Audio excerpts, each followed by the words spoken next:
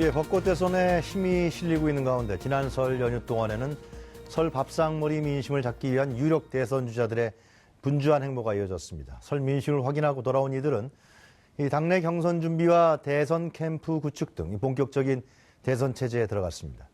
오늘 이슈 10분 체크에서는 대선 레이스가 가속화되고 있는 만큼 주요 이슈에 대한 유력 대선 주자들의 생각과 또 입장을 짚어보는 시간 마련해봤습니다. 자세한 내용 전문가 두 분 모셨습니다. 네, 황장수 평론가 나오셨습니다. 안녕하십니까? 네, 안녕하세요. 네, 양지열 변호사 나오셨습니다. 안녕하십니까? 안녕하세요. 예. 설 연휴 때 어떻게 잘 보내셨습니까? 설 연휴? 예, 뭐 항상 다름없죠. 아, 좀 뭐 민심을 좀 들으셨어요? 혹시 친구분들이나 뭐? 예, 저는 뭐 네. 주로 제 주변에 영남 분들이나 아, 네. 보수 분들이 많은데요. 네. 이제 걱정을 많이 하죠. 대선을 도대체 어떻게 가야 되나? 박근혜 대통령 탄핵으로 이 보수 진영이 초토화되고 또 네. 분열이 되지 않습니까? 네. 그래서 이 반기문, 황교안 이 두 사람이 지금 대선 행보를 하지 않을까 이렇게 유력 후보로 보이는데 네. 둘 다 좀 위험 요인이 있다, 시원찮다 이런 걱정들이 많죠. 네, 양지열 변호사님 주변에서 뭐라 그래요? 영남 얘기를 하셨으니까 저는 호남 얘기를 말씀을 드려야 될까요? 이제 문재인 대표의 대세론 같은 것들이 여전히 말씀이 많이 있지 않습니까? 네. 지금 상당히 그리고 실질적으로 여론조사 같은 걸 볼 네. 때도 실제 뭐 누가 뭐라 그래도 지지율 1위를 달리고 있는 건 맞는데 호남 지역 분들은 여전히 좀 걱정이 좀 있고 서운한 마음들이 남아 있더라고요. 네. 다른 것보다도 지역 내에서 민주당이 과거에 호남에 홀대를 했던 부분에 대해서 아직도 못 믿어하는 분들이 있고 네. 그래서인지 대선 주자의 후보들 네. 뭐 문재인 전 대표뿐만이 아니라 안철수 전 대표의 부인도 호남 지역을 돌면서 목욕탕을 돌고 계시는데 네. 과연 이 부분이 얼마나 진정성이 있을지는 고민들을 하고 계신다라고 합니다. 아직은 좀 대선이 언제 열지도 모르고 그죠? 유보적인 상태들이 좀 있으신 것 같은데 이번에 설 민심 잡기 위해서 대선 주자들이 뭐 반기문, 문재인, 이재명 활발히 움직인 것 같은데요. 뭐 특별하게 하실 말씀 있으십니까? 이 주자들 간에? 예, 뭐 반기문 네. 후보가 지금 빅텐트를 네. 이렇게 주도한다 이러면서 여러 사람들을 계속 만나고 또 설 전에 네. 관훈 토론에서도 또 그 개헌 이현집 정부제 개헌을 통한 그 반문재인 연합을 네. 시도하는데 지금 현재로서 만나는 사람들이 이걸 호응을 제대로 하고 있는가 그런 측면에서 좀 힘이 딸리지 않는가 그래요? 이렇게 봅니다. 양지열 변호사님도 그렇게 보십니까? 반 전 총장에 대해서는 이미 설이 뒤 전부터 반환점을 못 만들어내고 계시는 것 같아요. 생각했던 것보다도. 네. 그래서 여러 번 설 전에도 민심을 좀 확 끌어올리는 뭔가를 찾아내려고 했고, 그래서 설 동안에도 뭐 김성 전 대표라든가 박지원 대표라든가 만나고 네. 그러셨습니다만 네. 특별하게 어떤 관심을 끄는 걸 못 만들어내셔서 뉴스에서 저도 보기가 좀 네. 찾기가 어렵더라고요. 만나셨다는 거 외에는. 그런 정도였죠. 문재인 전 대표는 봉화마을을 다시 찾았습니다. 그죠? 예, 아마 그 본인의 정체성, 좀 친노로서의 정체성 부분에 대해서 핵심 지지자들에게 네. 한번 보여주는 부분. 앞으로 이제 당내 경선을 앞두고 있지 않습니까? 네, 그렇죠. 절대적으로 친노무현 성향을 가진 사람들의 단합이 필요하죠. 저는 이재명 성남시장이 예. 참 촛불 민심의 어떤 바람을 타고 지지율도 굉장히 올랐고 그때 뭐 사이다 발언도 많이 네. 하셨고 그 바람에 문재인 전 대표가 뭐 고구마니 사이다니 갑자기 음식 논란도 불러일으키셨는데 예. 이번에 또 생리대 공공재 이슈를 들고 나오셨어요. 네. 아시겠지만 이제 여성 생리대 같은 경우 지난해 깔창 생리대로 대변이 되는 뭐 경제적으로 소외계층에 네. 있는 그런 여성들이 정말 수치심 때문에 지원도 제대로 못 받고 있는 부분이 있어서 그리고 또 저도 몰랐던 사실인데 우리나라가 전반적으로 한 50%가량 비싸다고 합니다. 그래서 그래요? 더 이제 소외계층에서는 이런 것들이 특히 어린 소녀들 네. 같은 경우에 곤란함을 많이 겪고 있는데 저는 이거에 뭐 포퓰리즘이다 아니다 벌써 말들도 많지만 뭔가 이재명 성남시장이 정말 이슈를 잡아내는 탁월한 좀 능력 내지는 그 주변의 참모들이 좀 잘 찾아낸 것 같다. 네. 사실 유권자의 절반이 여성이고 생각보다 이게 꺼내놓고 말은 못했지만 그런 것 때문에 고통받았던 사람들이 많이 있고 네. 남자들은 잘 모르고 있지만 정말로 뭐 피할 수 없는 어떤 것이기 때문에 네. 이거는 굉장히 잘 이슈를 찾아내신 것 같다. 그 당연히 또 그러다 보니까 뭐 하태경 의원이랑 SNS상에서 말씨름도 벌어지고 이런 걸 보면 대선 주자들은 화제가 돼야 되잖아요. 일단. 그렇죠. 이재명 시장이 그런 거 참 잘하시는 것 같아요. 이재명 시장이 탄핵 때는 이렇게 쫙 지지로 올라가다가요. 탄핵 이후에는 주춤거리고 또 내려갔었단 말이죠. 그래서 이제 반전을 꾀하려고 이런 여러 가지 얘기를 하는 것 같아요. 지금 제가 봤을 때 그 탄핵 때 그러니까 촛불을 그리 시 부분에서 네. 본인이 뭐 나름대로 대중 연설의 탁월성도 있고 네. 또 뭐 2, 3등 주자로서 이럴 게 없으니까 남들보다 이렇게 지를 수 있었는데요. 문제는 저런 어떤 정책들을 보완한다 하는 부분이 이 대중들에게 이렇게 선거와 관련해서 중요한 이슈로 다가가야 되는데요. 네. 아직 한국에 대해서는 지역이라든지 각종 혈연 네. 또 전체적인 전국 지형에 따라서 내가 이 야냐 여냐 예. 또 그 중에서 될 만한 사람을 누굴 밀 것인가 하는 이런 부분에서 제3 주자들 네. 2등, 3등 특히 당내 기반이 좀 약한 사람들이 기어들 여지가 굉장히 이렇게 한계가 있죠. 그 속을 좀 뚫고 들어가는 부분이 일상적인 정치 시스템에서는 네. 좀 쉽지가 않다 이렇게 보입니다. 네. 자, 오늘 두 분 모시고 세 가지 주제를 저희들이 한번 다뤄볼 생각입니다. 첫 번째 주제는 이제 개헌 관련 얘기인데요. 아무래도 이 문제는, 이제 아마 이번 주부터 다음 주까지 상당히 여러 가지 얘기가 나올 것 같습니다. 먼저 저희들이 준비한 영상을 보시고, 그 다음에 개헌 얘기 이어나가도록 하겠습니다.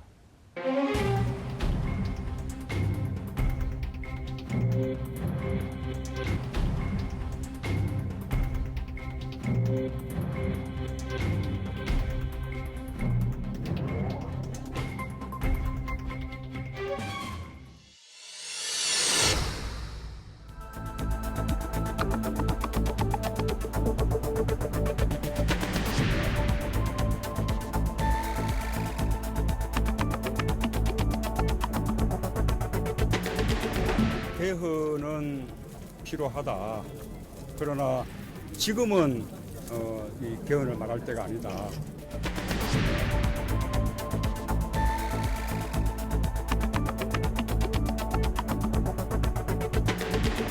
지금 현재 대통령 혼자 모든 걸 다 내치 외치 하려고 그러니까 중임제 같은 거를 좀 검토해 볼 필요도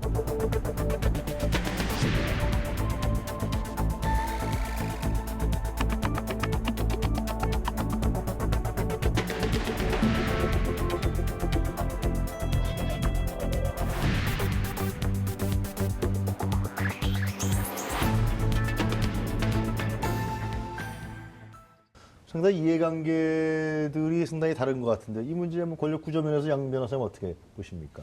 사실 개헌 얘기라면 저는 갑자기 이제 박근혜 대통령 아, 그래요? 생각이 먼저 아, 나는데요. 예. 박근혜 대통령이 개헌은 블랙홀이다. 모든 전국을 흡수해버리는 모든 논의를 다 흡수해버리는 그런 얘기를 하시다가 네. 갑자기 지난해 10월 24일 날 정확하게 이 개헌론을 꺼냈지 않습니까? 네. 그게 뭐였냐면 뭔가 자신에게 전국이 불리하게 돌아가니까 개헌론으로 쏟으려고 오전에 그 얘기를 했는데 그날 밤에 JTBC에서 태블릿 PC 보도를 맞습니다. 했었죠. 예. 그 바람에 확 돌아가 버렸는데 제가 이 말씀 드리는 이유는 그만큼 개헌론이라고 하는 것이 가지고 있는 파괴력이 굉장히 큰데 문제는 어지러운 상황에서 그쪽으로 논의를 쏠고 가기 위해서는 필요한 건데 지금은 마치 개헌론을 꺼내들지만 대선 정국이 그거 앞서 지금 벌어지게 생겼지 않습니까? 네. 박한철 헌법재판소장이 퇴임하면서 빨리 오늘로 퇴임하면서 일성이 빨리 이 탄핵 심판 탄핵하겠다. 결정을 해야 되겠다. 지난번에는 변론기 마지막 변론기에 출석해서 3월 13일 이전에 해야 된다. 네. 그러니까 시계 자체가 그쪽으로 가버리는 거예요. 그래서 지금은 여러 가지 대선과 관련해서 개헌 논의가 나오는 거 필요성 전문가들도 상당히 많은 부분에서 현재 네. 헌법을 바꿀 필요가 있다는 건 공감을 하는데 네. 시점상 호소력을 못 얻는 것 같아요. 그래서 박 대통령 10월 24일 얘기를 다시 한번 말씀. 마치 그때 있었던 일이 현재도 벌어지고 있는 것 같은 그런 느낌입니다. 황 소장님도 그렇게 보세요? 일단 문재인 후보 1, 2를 달리고 있고 네. 민주당의 대선 후보가 될 가능성이 거의 뭐 확실하다고 저는 개인적으로 보고 그렇죠. 있습니다. 예. 이런 상황에서 문재인 후보 측에서 개헌에 반대한다면 과연 200석 이상의 개헌이 될 것인가?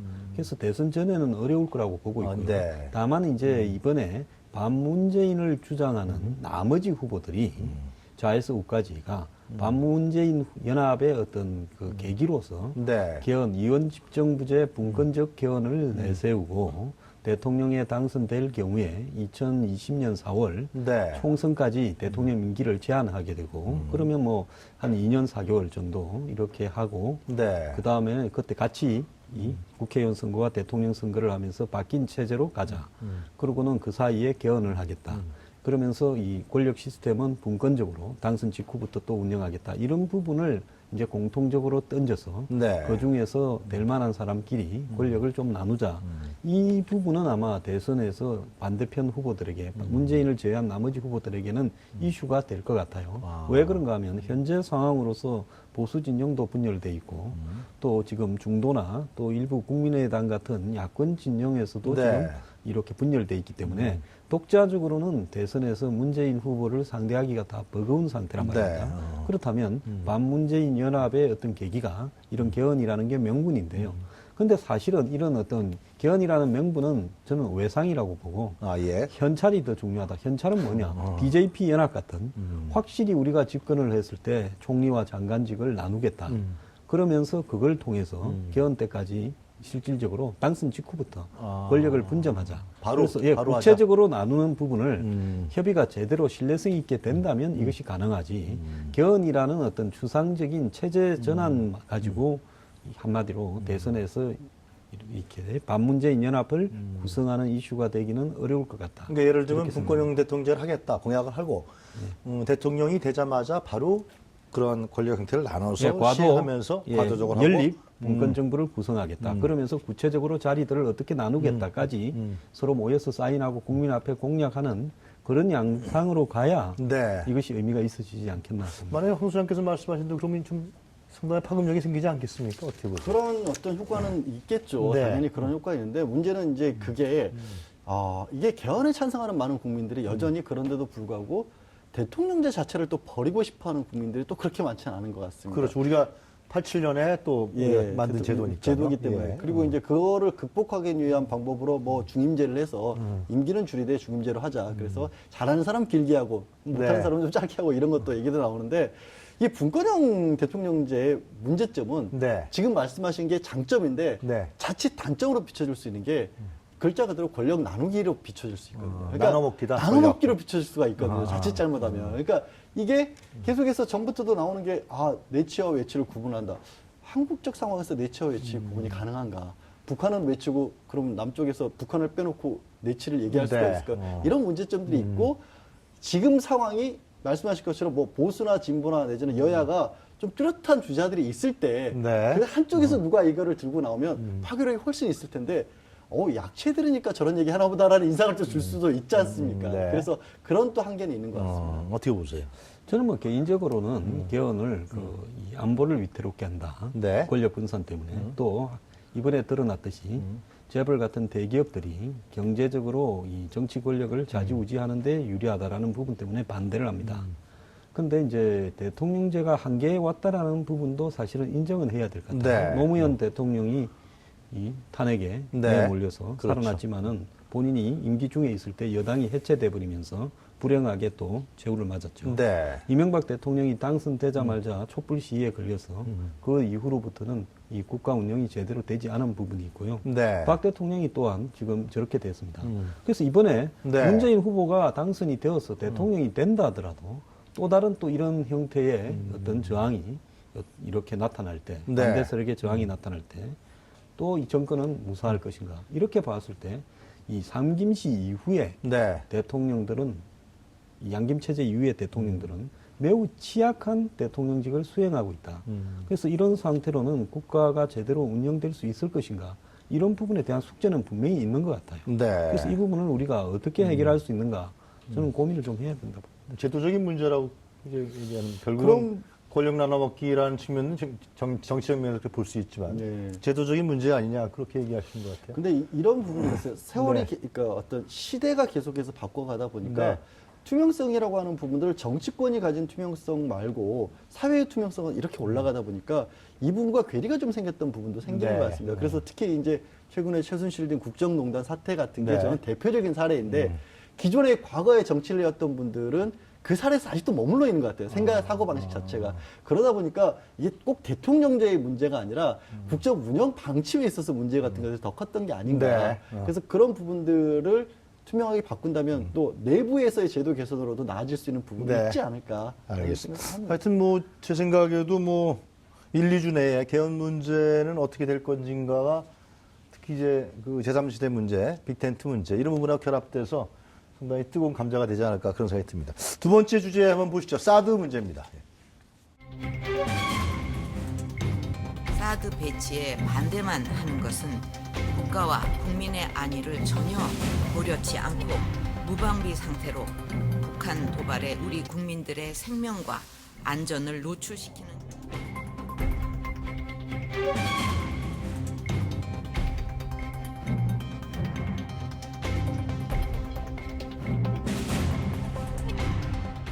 한반도의 현실이 거의 지금 준전시 상태 같은 이런 상황이기 때문에 다음 정부에서 충분히 공론화의 과정을 거치고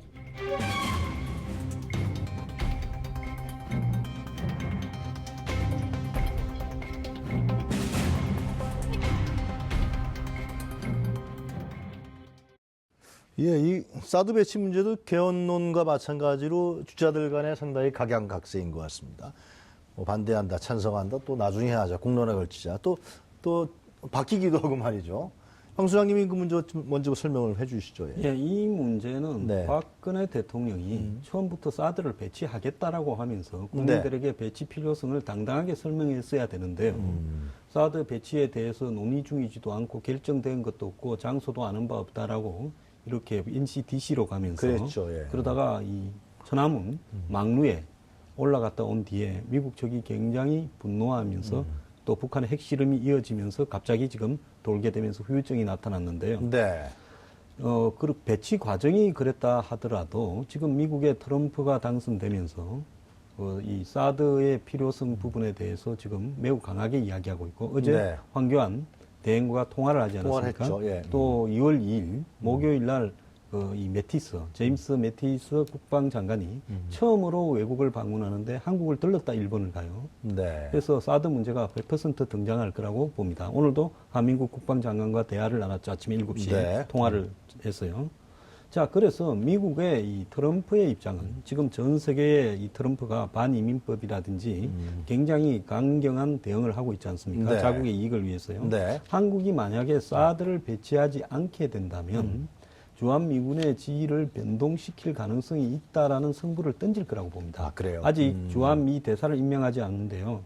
굉장히 강경한 이 한국에 대해서 잘하는 인사를 지금 배치할 거라고 하고 있어요. 네. 그래서 어제 뭐 통화를 했다, 뭐 국방부 장관이 빨리 온다, 또 주한미 대사가 한국을 잘하는 사람이 온다가 이 긍정적인 신호가 아니라 트럼프 스타일을 치고 우리는 너네들한테 약속을 지킨다. 한미 동맹은 100% 퍼펙트하다. 자, 그 다음에 당신들이 우리한테 약속을 지키지 않는다면 그 책임은 당신들이 다 져라. 하면서 이 문제가 잘못 풀 경우에 통상이나 환율, 네. 무역 분쟁으로까지 갈 수 있다라는 부분입니다. 그렇기 때문에 대선 후보들이요. 네. 대선 때까지 과정에서는 이 문제를 말하지 않고 나중에 되고 난 뒤 재검토하겠다라고 지금 이야기를 하고 있는데요. 문재인 후보나 야권의 후보들이. 이 문제에 대해서 입장을 명확하게 밝혀야 되는 것이 네. 한국 내부의 요인이 아니라 미국발로 오고 있다라고 저는 보고 있습니다. 그래서 이 문제를 찬성하면 찬성한다, 반대하면 반대한다. 네. 국민들 앞에 명확하게 하고요. 그리고 그 이후에 한미 동맹을 어떻게 할 것인가 이 부분까지도 이야기를 하고 대선을 치르는 것이 저는 맞다 이렇게 맞다. 봅니다. 양 변호사님 어떻게 보십니까? 말씀하신 것처럼 이거는 네. 단순하게 사드를 배치하느냐 안 하느냐의 문제, 국내적인 문제가 아니에요. 네. 정말로 이건 외교적인 문제죠. 그리고 지적하신 것처럼 다른 사람도 아니고 트럼프가 대통령으로 당선돼서 취임을 하는 바람에 이 외교적인 역량 이런 부분이 가장 강조되는 거고 네. 사실은 반기문 전 총장께 저는 이 자리에서도 비슷한 말씀을 드린 것 같은데 다른 거 어디 그 뭐 이렇게 전국적으로 다닐 게 아니라 이 현황에 대해서 어떻게 하겠다 해안을 좀 제시하는 모습을 보여주셨으면 네. 지지율도 확 올랐을 거라는 말씀도 드린 것 같습니다. 그만큼 지금 외교가 난맥이긴 한데 다만 이 미국 측에서 굉장히 적극적으로 나서고 있는 부분이 또 우리에게는 그만큼의 호기로 돌릴 수도 있다라고 봅니다. 네. 왜냐하면 말씀하신 것처럼 매티슨도 오늘 아침에도 한민국 국방장관하고 30분간 통화도 했다라고 하죠. 일본 가기 전에 우리도 들린다고 했죠. 또 트럼프가 이제 사업가적 기질이 굉장히 많은 사람이고 지금 저 취임하자마자 각국 정상들하고 통화하는 과정에도 네. 미국 내 투자 늘려달라는 얘기밖에 안 하고 있지 않습니까? 자기 돈 하나도 안 쓰겠다고 하면서. 근데 우리는 평택을 비롯해서 많은 미군 기지에 이미 상당 부분 돈을 냈어요. 우리 세금을. 굉장히 많은 투자를 한 상황입니다. 네. 상대적으로 그나마 유리한 거고 사드 역시도 미국 입장에서는 경제적으로도 굉장히 미국에 어쨌든 도움이 되는 쪽이거든요.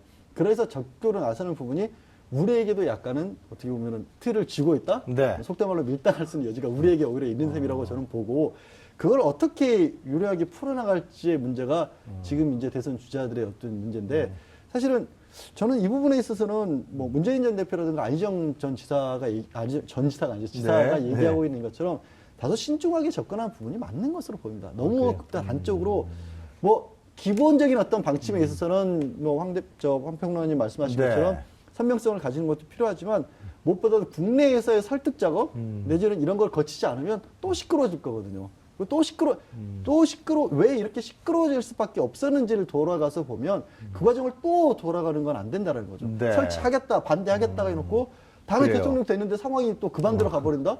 얼마나 국내 상황이 혼란스러워지겠습니까? 중국 경제 문제도 상당히 심각하게 다가오는데요. 한미동맹도 중요하겠죠. 자, 지금은 그러면 한국이 기본적인 축은 미국으로 하고 네. 중국과의 부분들을 갈등이 있더라도 풀어갈 것이냐. 안 그러면 중간에 서서 양쪽 눈치를 다 볼 거냐. 선택을 해야 될 문제라고 봅니다. 네. 이런 문제에서는 일본이요. 이 아베 정권이 굉장히 미국을 다루는 데는 세계에서 모범적으로 잘 다룹니다. 네. 이번에 트럼프의 속성이 어떠냐라는 부분을 트럼프 주변 사람들을 통해서 대선 과정에서부터도 한쪽으로 줄을 안 섰어요. 네. 혹시라도 될 수 있으니까 조심하자라는 입장을 보였고 또 되고 나서도 아베가 에이펙 회의를 가면서 미국에 들러서 트럼프 당선자를 만났고 네. 또 28일에도 이 통화를 장시간 하면서 2월 달에 미국을 가서 트럼프를 아베가 만난답니다. 그러면서 지금 두 사람에 대한 내용이 흘러나오는데 한국이 문제다. 우리는 너네들이 원하는 거를 협조를 해줄게. 근데 앞으로 한국이 문제다. 이걸 어떻게 할 거냐. 네. 그래서 한국에 사람을 보내기도 하고 지금 챙기고 있다. 이런 이야기가 나오고 있어요. 네. 자, 이런 상황 속에서 과연 우리의 기술로서 이 The Art of Deal, 거래의 기술이라는 책을 써서 이 외국과의 어떤 이 분쟁도 한마디로 거래처럼 비즈니스적인 어떤 파격성을 가지는 트럼프를 네. 상대해낼 수 있을 건가? 저는 한국의 여야 정치인의 수준으로 아베처럼 상대해내는 부분도 불가능하다고 봅니다. 불가능하다. 아. 그렇기 때문에 여기서 이 머리를 많이 쓰다가 트럼프는 이렇게 보고 있어요. 한국의 정치인이 국민들을 끌고 가지 네. 국민의 의견이 그렇다라고 핑계 대지 마라. 당신 입장 분명히 해라고 대선 전에 강요받을 시점이 올 거라고 보고요. 네. 그 부분에 대해서 저는 각 후보들이 어떻게 선택하든 이 애매하게 가기는 어려울 것이다. 네. 바짝 올코트 프레싱으로 미국 측이 입장을 물을 거라 봅니다. 알겠습니다. 양 부사님 하신 말씀 특별하게. 저는 뭐 특별하다기보다 이 외교안보가 네. 좀 뭐라고 해야 될까?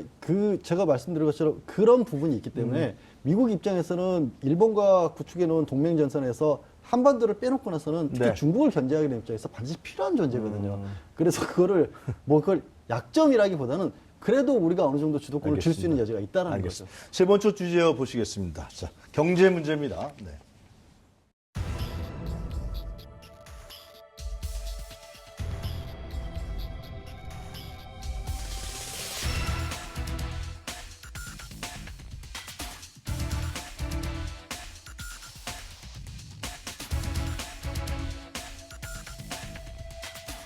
우리가 일자리 만드는 것이 국가에서 가장 중요한 그런 정책 과제라고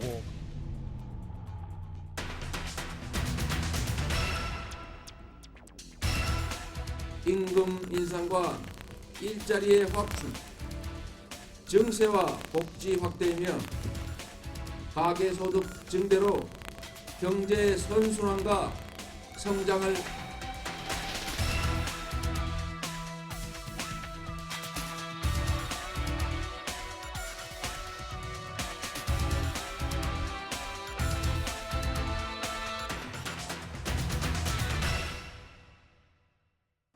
경제 정책 관련해서는 상당히 좀 변화라든가 개혁이라든가 이런 걸 많이 주장하는 거 있는 것 같아요. 뭐 특히 재벌 개혁이라든가 공정성을 강조하는가 이런 부분들은 사실은 대선 주자들 사이에 네. 어떻게 보면 차이점을 찾기가 좀 어려워 보여요. 말이 조금씩 다를 뿐이지. 예. 뭐 재벌 개혁의 문제점 누가 모르겠습니까? 특히 일자리 창출해야 된다고 청년 실업 문제 누가 모르겠습니다. 네. 다만 이제 문재인 전 대표 같은 경우에는 경제 문제뿐만 아니라 다른 모든 부분에 있어서도 1위의 수성이라는 것 때문에 네. 좀 강렬한 메시지를 좀 주저하시는 것 같아요. 약간 보수적으로 예, 간다? 약간 보수적으로 오히려 가고 있고 아. 특히 저는 현재의 경제 상황의 가장 큰 문제, 대한민국의 저정상에 빠지고 있는 가장 큰 문제점은 네. 재벌이 자본 논리를 가지고 이른바 하도급 체제를 계속해서 유지를 하고 가면서 중소기업들로부터 뭐 가격 낮추기 정책이라고 해야 될까요? 네. 피라미드적 구조를 점처럼 안 깨잖아요. 그 구조가 안 깨지는 한은 이 좋은 물건 자체도 나올 수가 없고 상생이라는 것도 있을 수가 없고 네. 하는 부분인데 이런 부분을 어떻게 바꿔가야 될지에 대해서 조금은 더 크게 나오셔도 되지 않을까 네. 라는 생각도 합니다. 전 네, 대선 주자들이요. 촛불 시위 현장에서 강하게 외쳤던 것만큼 네. 대선 후보가 되어서도 똑같은 스탠스를 유지를 해야 되는데요.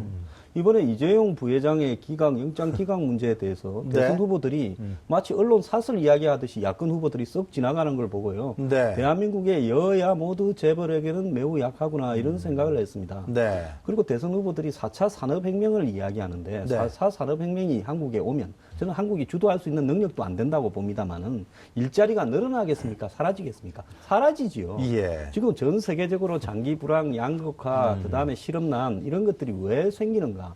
기술 발전에 대한 구조적인 문제라는 자각이 좀 필요한데 그런 것들이 제대로 없이요. 마치 무슨 이 균형 성장, 무슨 동반 성장, 성장이 가능한 것처럼 이야기하는데 저는 개인적으로 성장이 영원히 불가능한 시대에 접어들고 있다. 그렇다면 이 속에서 국가적으로 어떻게 이 청년들을 갖다가 이 재생산이 가능하게끔 예. 이렇게 집을 결혼을 연애를 할 수 있도록 주거를 갖다가 지원하느냐. 더 나아가서 국가적으로 일자리를 과감하게 창출하느냐. 또 더 나아가서 네. 이 독과점을 철폐해서 생활 비용을 낮추느냐. 또 이번에 나타난 최순실 게이트의 본질은 네. 결국은 자본이 권력 머리 위에 올라서서 권력을 지배해서 결국은 뭡니까? 자신의 유리한 쪽으로 법과 제도를 바꾼 게 본질 아닙니까? 이 부분을 부패를 어떻게 건절할 것이냐. 슈퍼 자본주의라고 부르는 것이 한국에 저는 정착했다고 봅니다. 네. 이 부분에 대해서 말을 안 해요. 그러면서 대중들을 상대로 좀 이렇게 가볍게 던지고 있다. 그런 부분에서 진실한 경제적 문제에 대한 고민을 하는 후보들이 없다 보고 있습니다. 네. 별로 후보들 나오는 얘기들이 표피적이고 파퓰리즘 형태가 강하다. 그렇게 지적하시는 것 같아요. 특히 이제 잠깐 4차 혁명도 네. 언급하셨지만 글쎄 이제 4차 혁명이 완전히 좀 저는 뭐 그게 좀 전망이 너무 어둡다 이렇게 보고 싶진 않아요. 네. 보고 싶진 않고 그렇다면 그런 상황에서 기술이 이렇게까지 발전해 나와 있는 상황에서 네. 정치는 어떻게 바뀌어야 되고 경제는 어떻게 바뀌어야 할 것이냐. 그리고 네. 무엇보다 중국의 변화가 너무나 크지 않습니까? 중국 자체 가지고 시장도 있지만 네. 중국 제품요 예전에 싸구려란 말 넘어간 지 한참 됐습니다. 그리고 한국 공장도 다 빼오는 시점이에요. 이제 예. 중국이 싼 일자리 제공하지도 않아요. 네. 그런 상황을 어떻게 극복해 나가야 될까? 조금 더 구체적인 얘기가 나와야 되는데 네. 말씀하신 것처럼 10년 전이나 20년 전이나 똑같아요. 알겠습니다. 예. 자, 오늘 뭐 시간이 좀 짧아서요. 더 많은 얘기를 나누고 싶은데 저희들이 앞으로 뭐 이런 기회가 또 온다 그러면은 이렇게 정치 문제라든가 외교 안보 문제라든가 경제 문제라든가 이게 다필을 정해서 한번 좀 심취 있게 들어가는 그런 토론회를 열고자 생각하고 있습니다. 자, 오늘 말씀 잘 들었습니다. 감사합니다. 고맙습니다. 네, 지금까지 황장수 평론가 그리고 양지열 변호사였습니다.